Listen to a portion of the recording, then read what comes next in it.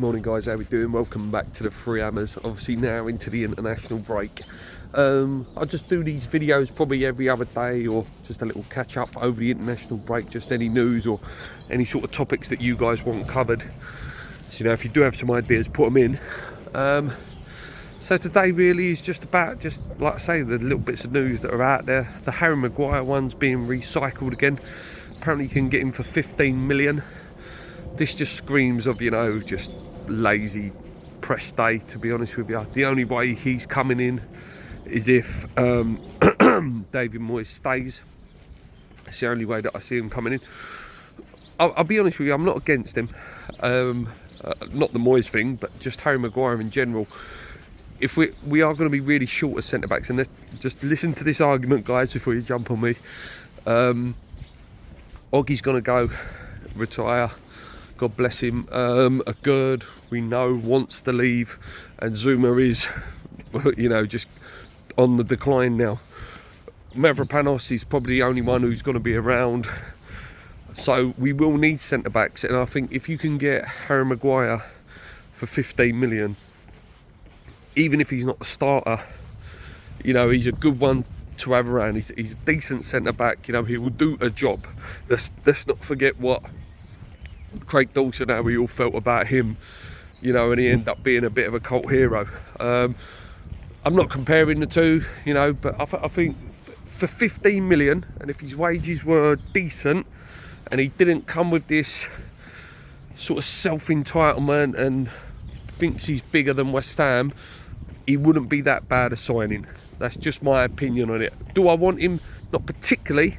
But if he did come, it wouldn't be that bad because we're in such need of centre-backs in the summer. I touched on it a little bit yesterday on the post-match review.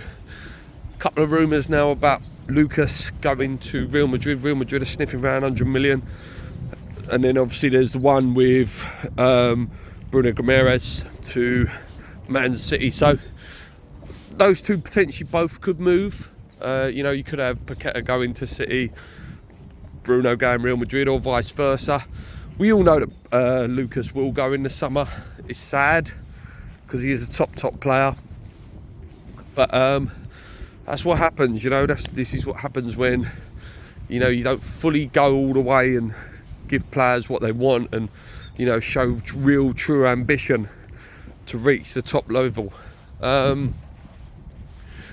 Also, what I just wanted to a little touch on the couple of issues we've got coming up in the few games when we come back. Obviously, Alvarez picked up another yellow yesterday. I think he misses 2 now. I think he misses 2 league games now. And then obviously he does miss the Leverkusen first leg. It's big for us. It's massive. He's such an important player.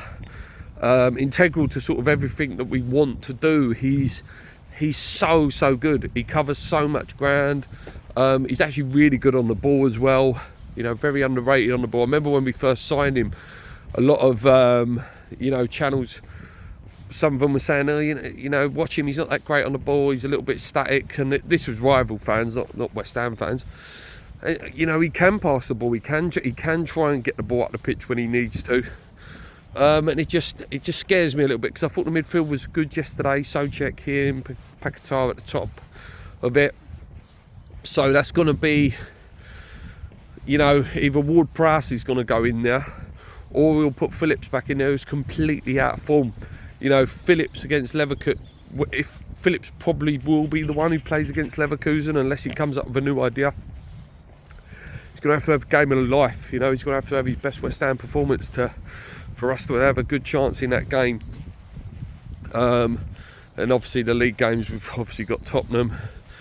I think Newcastle's the next game after the break again. Tough games, couple of tough games coming up if we want to stick in and around that area, and qualify for Europa League or even Conference League again next season. So we've got some tough games.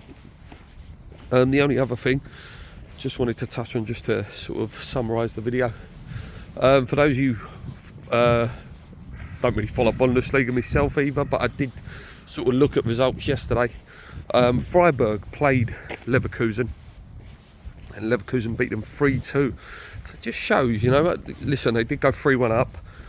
at one point, and Freiburg sort of brought it back to 3-2. So they can be got at, you know, they can be got at, considering how toothless Freiburg looked against us. To score 2 goals against a team that, you know, are basically invincible this season in the Bundesliga and in all their games. I think it's 38 games now of undefeated. Just shows they can be got at. And if you watch the highlights of that game, really, all of Leverkusen goals were absolute worldies as well. You know, it weren't like, you know, they really dominated and pressed and powered. It was just absolute worldy goals. You know, you can't always pluck a worldie out, but they have got some great players. It's going to be a tough game. That Wirtz, Florian Wirtz, what a player he is. Really, really good, technically gifted. Obviously, and a couple of players that West Ham have been linked with over the years, Adam Hojsek and Patrick Schick as well. So we know what happens when there's been players we've been linked with and they end up coming back against us. So it's not going to be easy, but we've got plenty of time to plan for that, you know. But we have got some issues now with the Alvarez thing. Anyway, guys, that's it from me for today. Like I say, any topics you want covered or anything, you know, just little things you've come up with, you know, that's been bugging you and think, it'd be interesting if Luke done a video about that. Drop it in the comments, be happy to read it and happy to do a video over this international break for you. Come on, you Lions.